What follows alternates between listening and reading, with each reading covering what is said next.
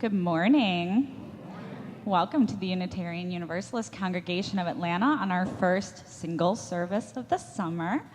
Our first hymn is number 34 in your gray hymnal, Though I May Speak with Bravest Fire. Please rise in body or in spirit.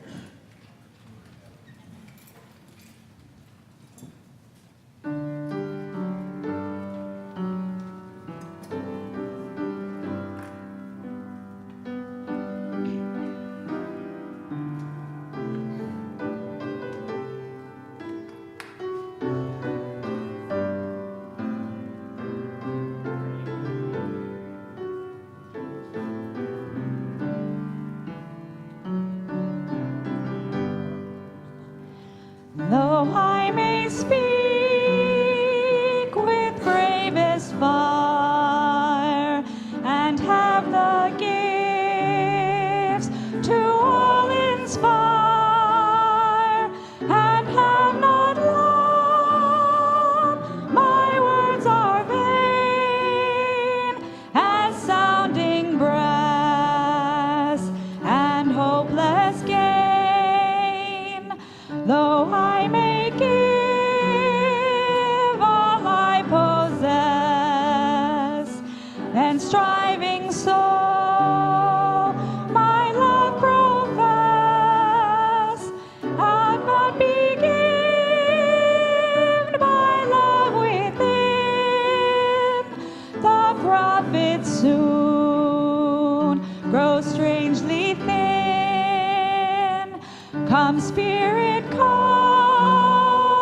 our hearts control, our spirits long to be made whole. Let inward love guide every deed. By this we worship and are freed. We're so glad you're here with us at the best place to be on a Sunday morning in Atlanta, Georgia.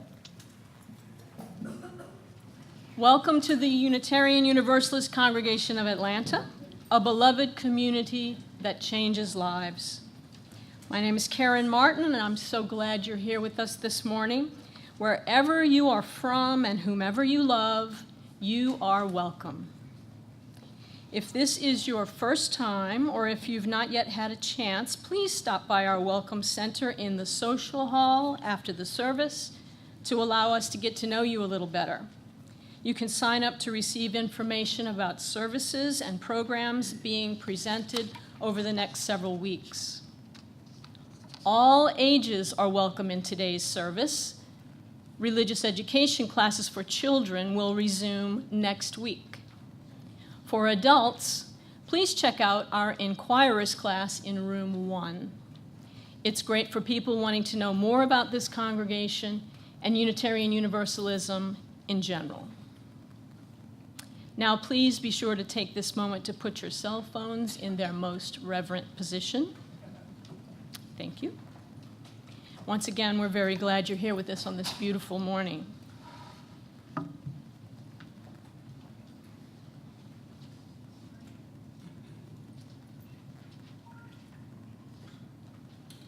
Say the chalice lighting words with me, printed in your order of service and on the screen. May the light of this reign illuminate our tradition of seeking, invite all who yearn for acceptance, and ignite our passion for justice and peace. And we know that the light of our chalice is about the warmth of this beloved community. Let us take this moment to greet each other with a handshake or a hug.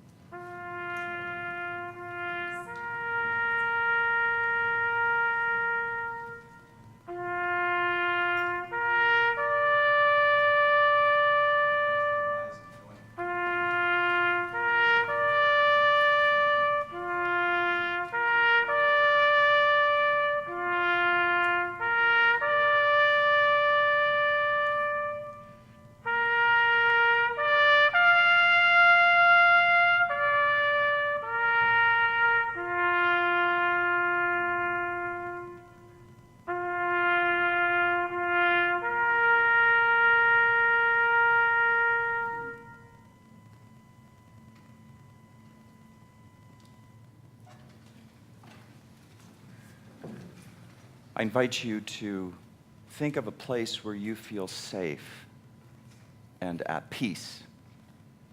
What is the signal that it is okay for you to be safe and at peace? For people in the United States military, there's a special signal that says you're okay and you're at peace. It's the melody we just heard, taps. It's only 24 notes long. It was composed by a general in the Civil War and his bugler. It's hard to remember how important bugle calls were in the military once upon a time.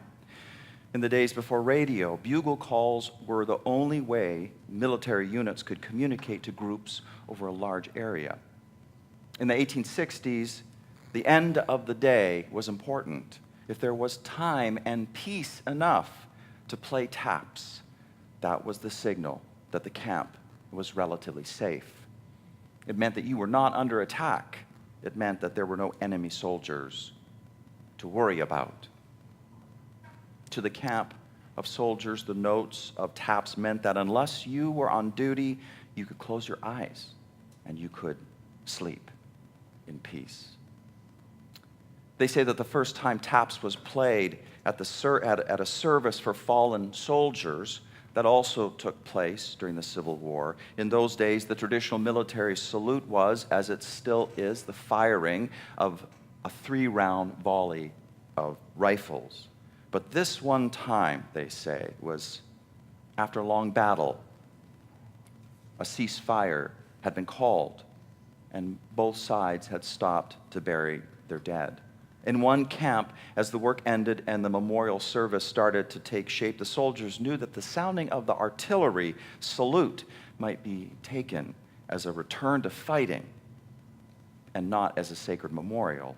Someone had the idea of sounding the bugle, and that sound would never be taken as an act of aggression. Taps came to mean the same thing.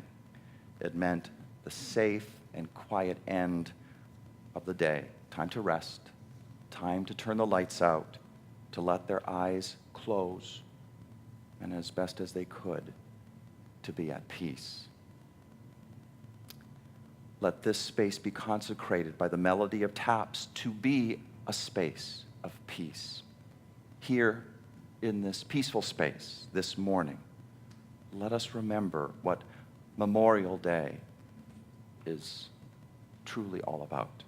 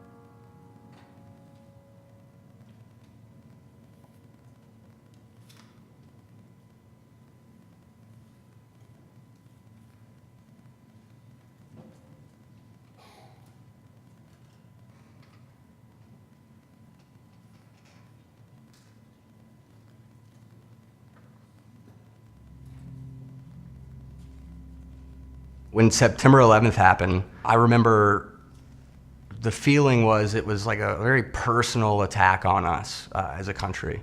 I wanted to do something impactful. I wanted something that had a meaning behind it. And certainly the Army, there was meaning there. When you're at sea, it's your primary concern as an engineer is to keep the ship moving forward and keep the lights on, and you don't have time to be afraid. You have a job to do. My first job at 23 in the Army was charge of 100 people and millions of dollars worth of equipment. You know, you had such an important job that giving it up, it's really hard to figure out where you fit after that.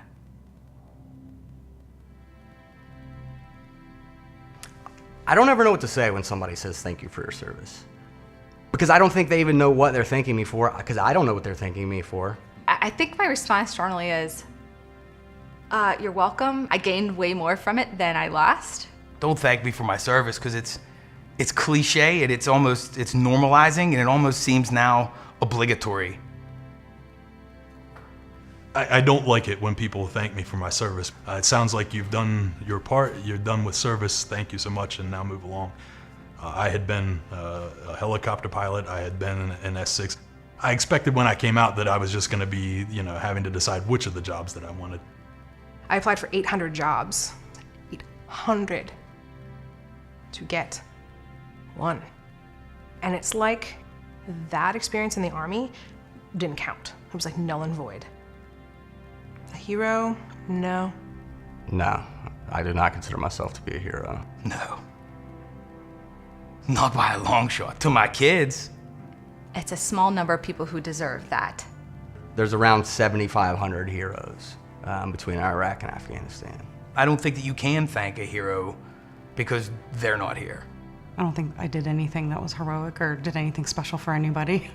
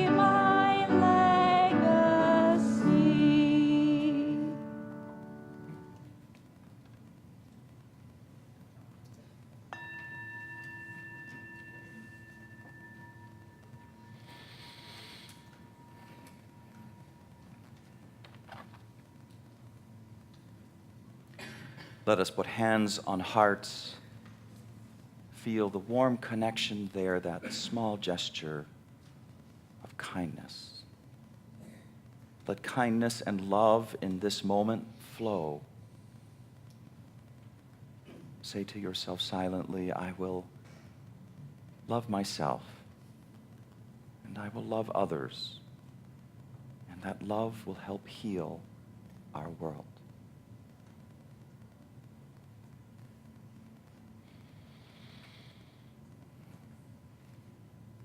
And now the joys and sorrows of our beloved community. A celebration of the life of Jane Potter Blood Censer, who died May 2nd, will occur at 11 a.m. on June 8th. at the Miller Ward Alumni House at Emory University. In lieu of flowers, the family invites you to contribute to the David J. Sensor Scholarship Fund at Emory's Rollins School of Public Health. We send our love to Bill, Jeannie, and daughter Emily Thomas. Bill reports that Jeannie has been hospitalized for evaluation. At this time, he wishes no phone calls or visits. Cards are welcome. We send our love and concern to Dan Kappas, whose mother Olivia seems near the end of her life. May she be surrounded by tender care in this time. Bill Russell is recovering from surgery at Piedmont Hospital and hopes to be discharged next week. May his recovery go smoothly and well. And at this time, I invite you to say out loud the names of people you are holding in your heart this morning.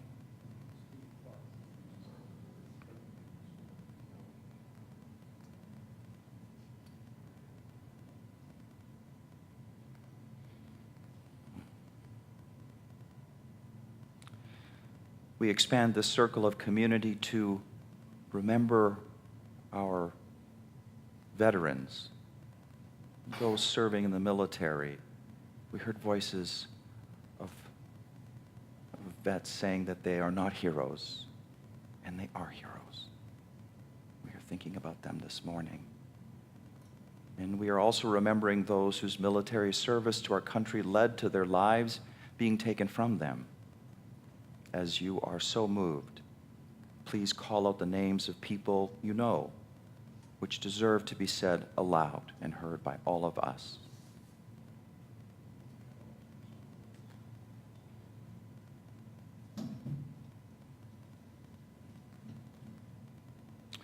In concert with our Unitarian Universalist values, let us also consider the lives of the enemy soldiers. Like our own soldiers, some chose to fight, others had no choice. These soldiers were human beings just as much as U.S. soldiers, and they also had families and friends that loved them. While we may not know the names, let us reflect on the enormity of that pain as well. And sadly, most of the lives lost in war are not those of combatants. They are civilians. There are 10 civilian deaths for every soldier death. We must remember these lost lives as well, together with so many of the other losses incurred through war, the invisible wounds that go on to trouble survivors terribly even in peacetime. The environmental damage too, the heavy financial costs. During this Memorial Day weekend, we witness to all of this. We remember, we grieve, we resolve to learn how to be better at waging peace than waging war. And now let silence be our sanctuary. We take in a big breath, then we exhale. We gently surrender to something larger than ourselves. We enter into the wise silence.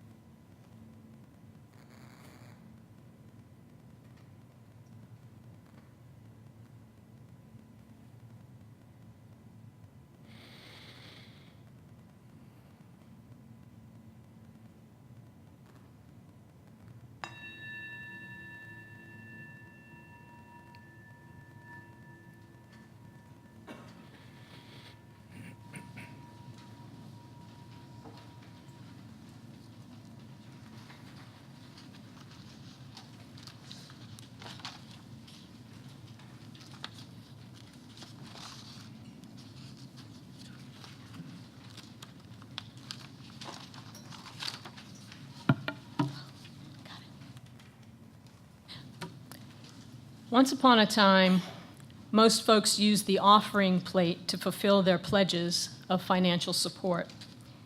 Nowadays, lots of folks click on their church websites or set up automatic transfers from their checking accounts. Some still write a monthly check paying their church bill along with all the others. But passing the offering plate was never just a practical exercise. It has always been a ritual. Even if your pledge is paid up, it is worthwhile for you to bring even just $1 to drop into the plate as a ritual reminder of that form of love we call generosity.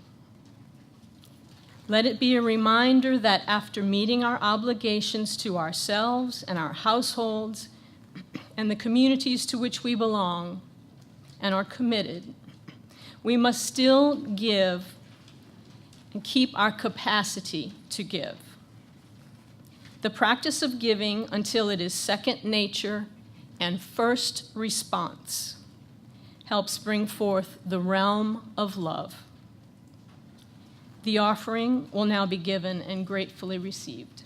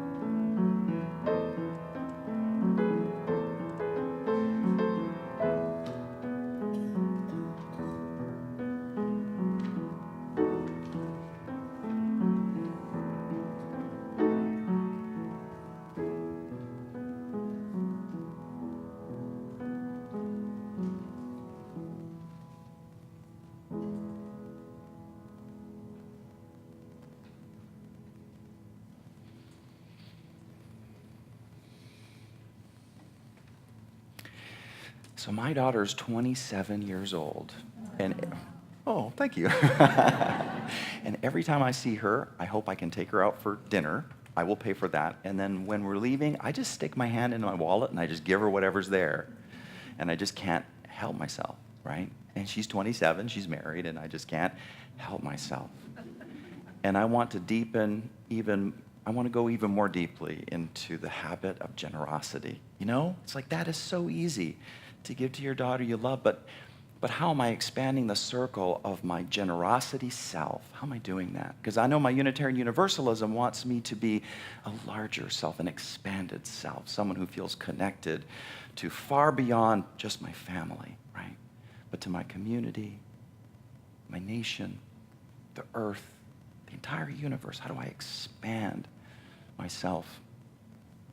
A while back, I shared with you a new practice that I had adopted, and that is whenever I see a person on the street asking for cash, I just have a stack of bills in my car, and I just give them, and I don't care what they do with it. I just don't care. I just want to give. I want to expand that generosity. How are you deepening your generosity habit? I'm just going to ask you that this morning. I thank you for your generosity this morning. And Karen, I saw you snuck those $2 bills in this basket. You know? Thank you for your generosity this morning. Please join me in the dedication of the offering printed in your order of service and on the screen. To the work of this congregation, which is weaving a tapestry of love and action we call community, we dedicate our lives and these our offerings.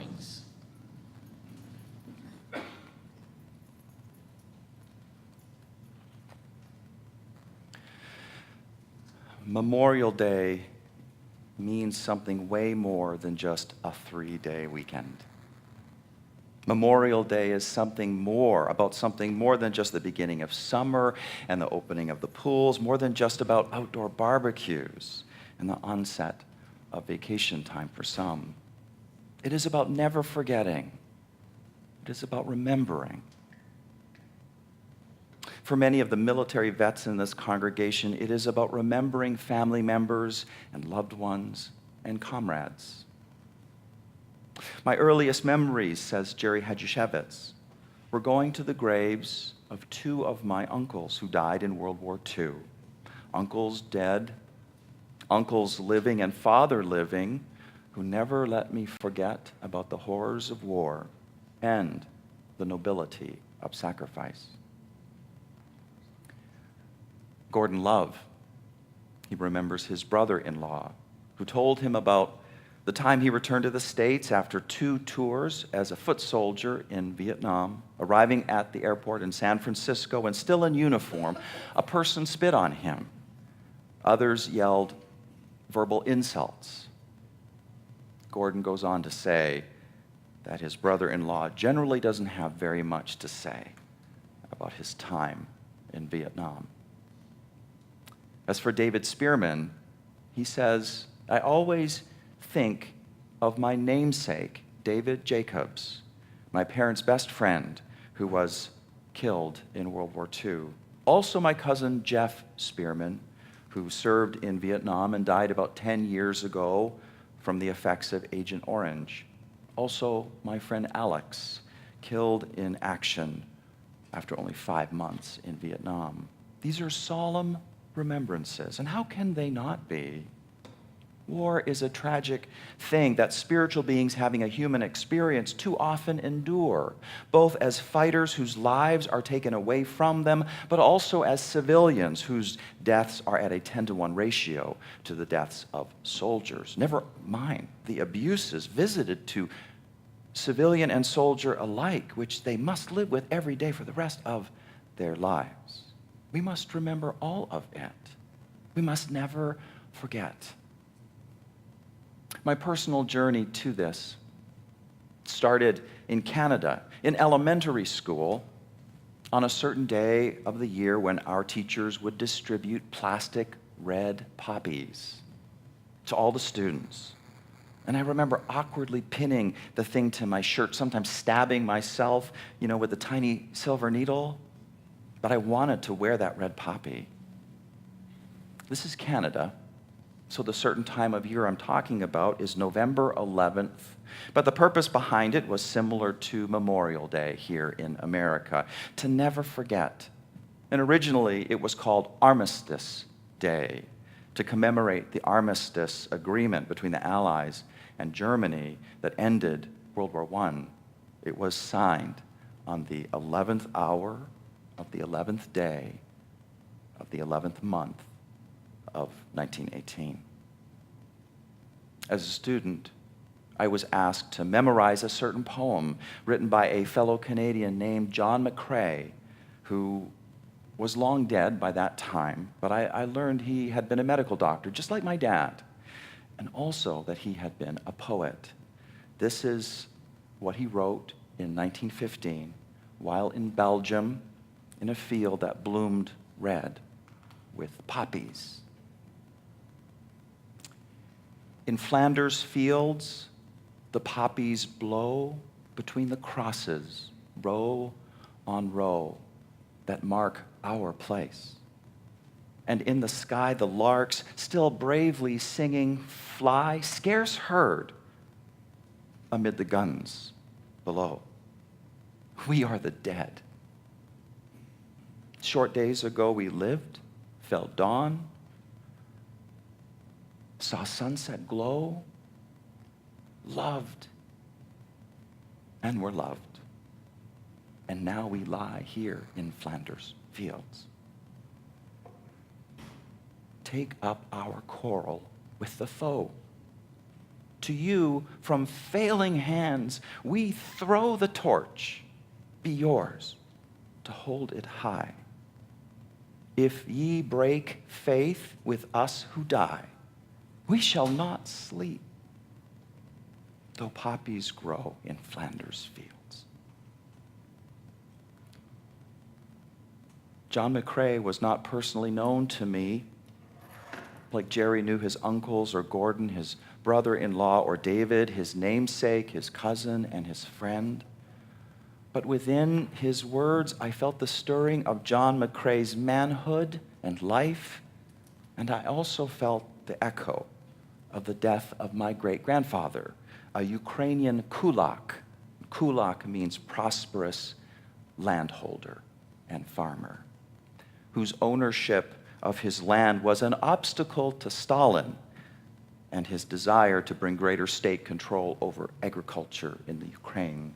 My grandfather would tell me the story of the day he was shot and killed.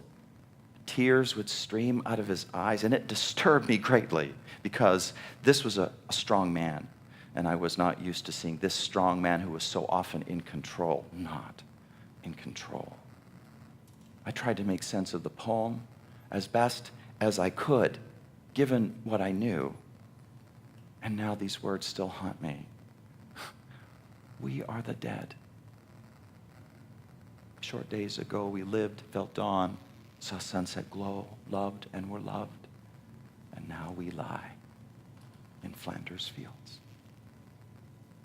Remembering is a small thing we can do to witness to the suffering and to have stirred up in us not just sorrow, but also moral outrage, that such things can happen, a moral outrage that can energize us to learn how to be better at waging peace than waging war. Moral outrage has its uses. But now I want to focus on Memorial Day here in America, because after all this talk of remembering, there are yet still depths to plumb. Consider the development of Memorial Day, but in reverse timeline. In the year 2000, the National Moment of Remembrance was established by Congress. This asks Americans, wherever they are at 3 p.m. local time on Memorial Day, to pause in an act of national unity for the duration of 1 minute. The idea for this was in part triggered by a survey of children who were surveying the nation's capital. They were asked about what Memorial Day means, and the most frequent response was, well, that's the day the pool opens. We must do better than that. But we continue moving backward in time. In the 1970s, in the midst of the Vietnam War, Memorial Day was established as an official holiday across the United States. In the 1910s, post-World War I, Memorial Day was expanded to acknowledge the ultimate sacrifice of soldiers in all wars. And as for the 1860s, post-Civil War, there's a little war happening right there. And that is the sound, you know what I'm going to say, of a growing congregation, right? It's good. Thank you for bringing your son today. 1860s, post-Civil War. This is when Memorial Day is created for the purpose of honoring the Civil War dead. That is the origin. Or so they say. It is actually not that simple. It turns out that when you plumb the deep depths of the original Memorial Day celebration, what you find are competing observances. Now listen. Some kinds stressed, as the great Frederick Douglass put it, the moral clash between slavery and freedom, barbarism and civilization. Memorial Day here was meant to emphasize the sacrifice of Union soldiers, black and white, for the liberation of African American slaves and the creation of a more just and equitable nation for all. Other kinds of Memorial Day celebrations, however, were sensitive to the fragile state of the country after the war and sought to emphasize a spirit of national healing and reconciliation between southern and northern states. After all, and above all, what this required was forgetting. Forgetting that the Confederate slain ultimately fought for an evil purpose. Forgetting that all their courage and all their sacrifice could not mitigate, forgive that sordid fact. Forgetting is what Horace Greeley explicitly called for while campaigning for the American presidency in 1872. This famous newspaperman, this famous social reformer, and this famous Universalist said in Richmond, Virginia, in an African American congregation, I entreat you to forget the years of slavery and secession and civil war now happily past. Forget that some of you had been masters, others slaves, some for disunion, others against it. And remember only that you are all now and henceforth free people. In this kind of Memorial Day celebration, of which the 1868 version, spearheaded by Union General John A. Logan, was the first instance, 5,000 observers adorned the graves of more than 20,000 Union and Confederate soldiers entombed in Arlington National Cemetery. And a poem like this might have been spoken on the wind, by the flow of the inland river, whence the fleets of iron have fled, where the blades of grass, of grave grass quiver, asleep are the ranks of the dead, under the sod and the dew, waiting the judgment day, under the one the blue, under the other the gray. These in the robings of glory, those in the gloom of defeat, all with the battle blood gory in the dusk of eternity meet under the sod and the dew, waiting the judgment day, under the laurel, the blue, under the willow, the gray. No more shall the war cry sever, or the winding rivers be red. They banish our anger forever when they laurel the graves of our dead under the sod and the dew, waiting for Judgment Day. Love and tears for the blue. Tears and love for the gray. But the evil of slavery and its seemingly endless ripple effects is something we never dare forget, because you push it down here and it pops up right here. And so, in the National Reconciliation version of Memorial Day, Union and Confederate veterans would conduct Memorial Day celebrations. They would adorn the graves of the blue and the gray without partiality, and sometimes exclude African Americans from this. That is right. White only, whiteness-centered Memorial Day celebrations started to proliferate. Worst of all, after the Civil War and after the legality of slavery had been broken, new systems for subjugating African Americans took hold. Southern states passed laws known as black codes. Y'all know about those? Black codes that required, among other things, all black people to be able to show proof of employment at all times. If you couldn't, you would be arrested and sentenced to years to forced labor. This is not freedom. Then there was the rise of vigilante justice, the KKK and other groups, whippings, lynchings, torchings of schools and businesses. You dare not be successful because you become a target if you are an African American. Forget the evil of slavery, and you invite more of the same. Push it down here, and it pops up here. Jim Crow.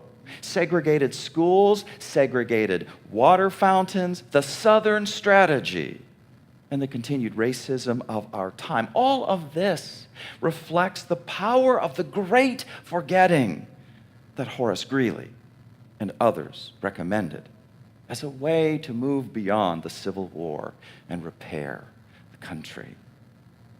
And Frederick Douglass knew that.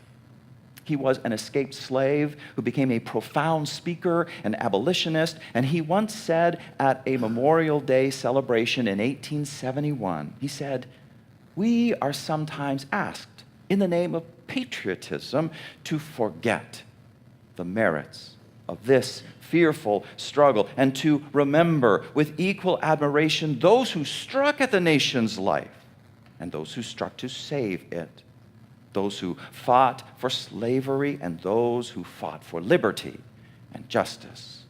I am no minister of malice. I would not strike the fallen. I would not repel the repentant, but may my right hand forget her cunning and my tongue cleave to the roof of my mouth if I forget the difference between the parties to that terrible, protracted, and bloody conflict.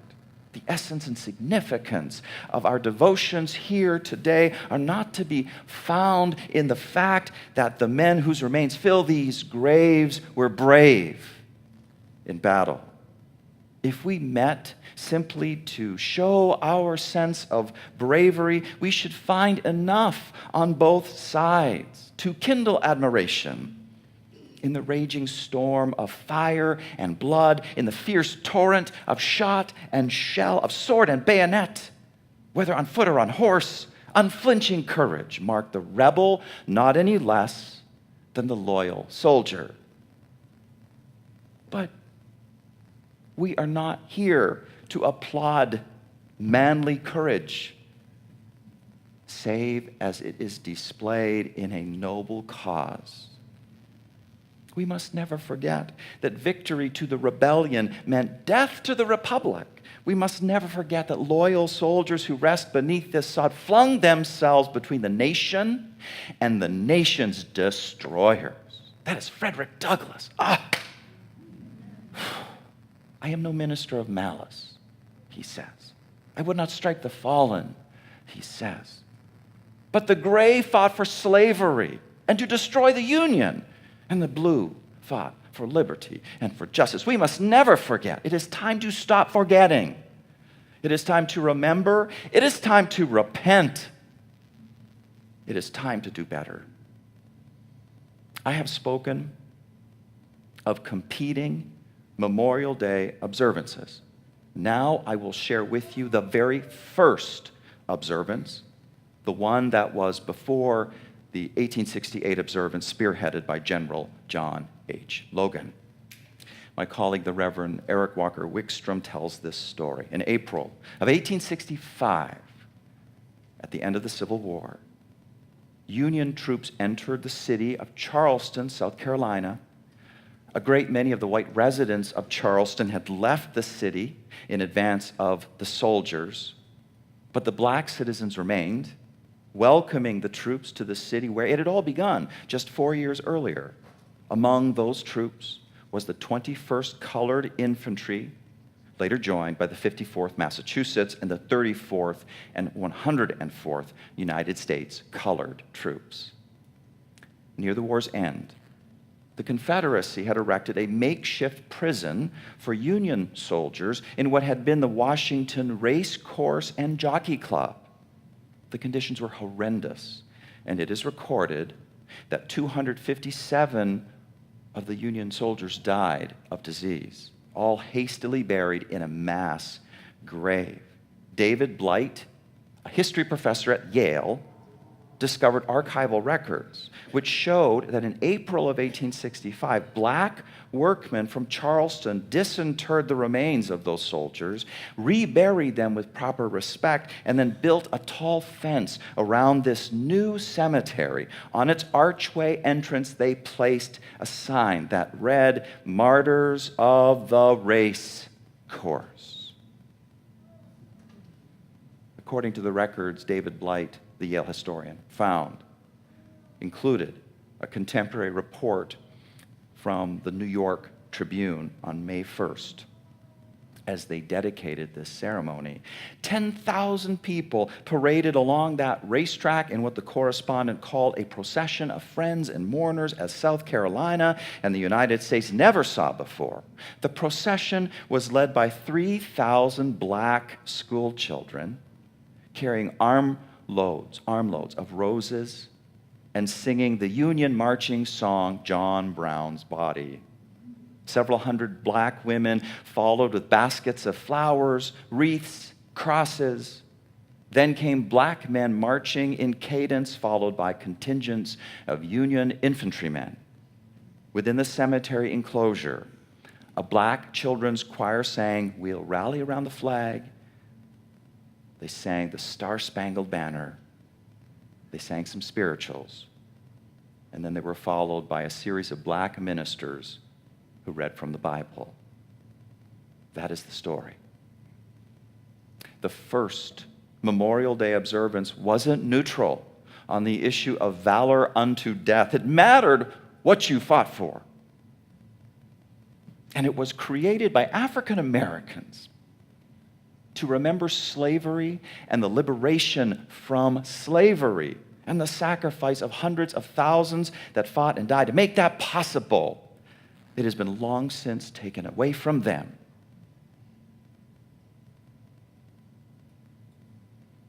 The call for forgetfulness made that possible.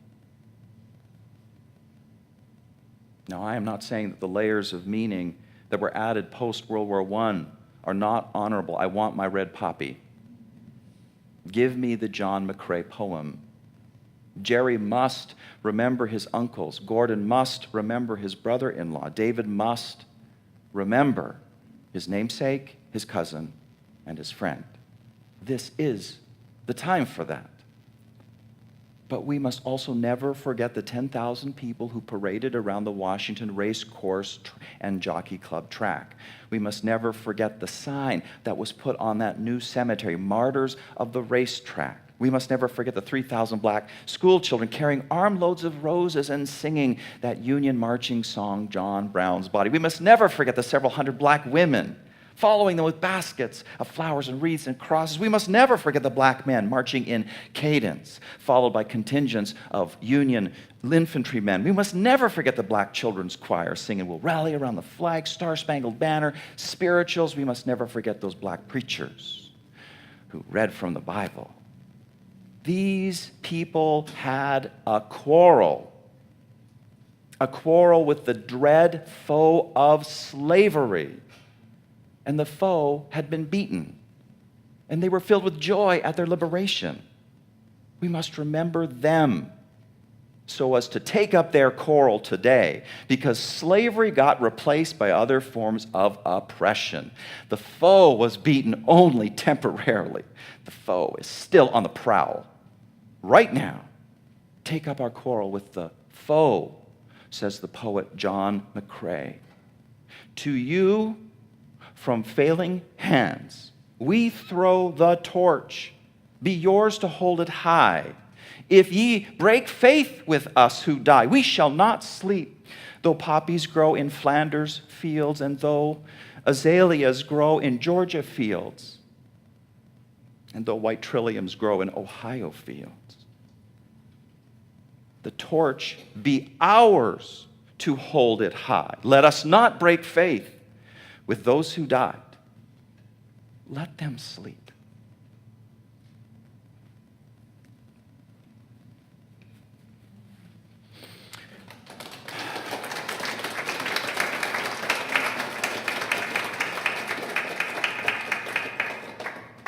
Our final hymn this morning is number 166 in your gray hymnal, Years Are Coming. Please rise in body or in spirit.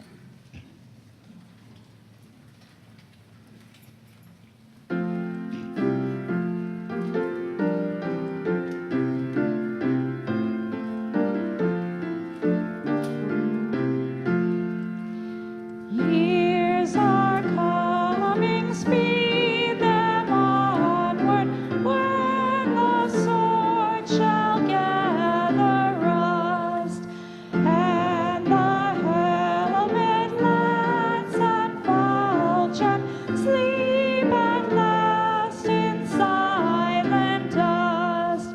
Earth has heard too long of battle, heard the trumpet's voice too long, but another age advances, seers foretold in ancient song.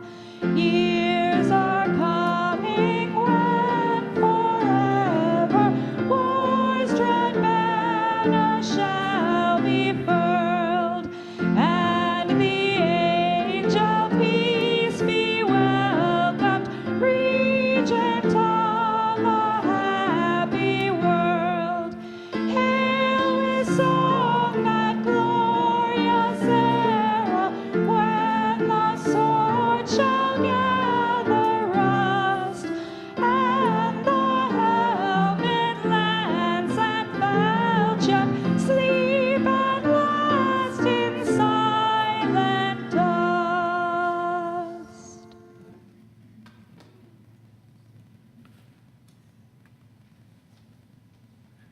Let's join hands for the benediction.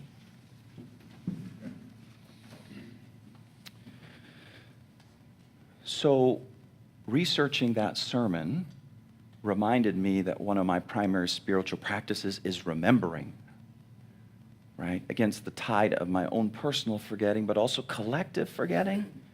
I had no earthly clue that that was the origin of Memorial Day.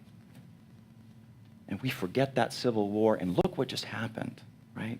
The wages of forgetting. Even when the state of the nation seems precarious, right?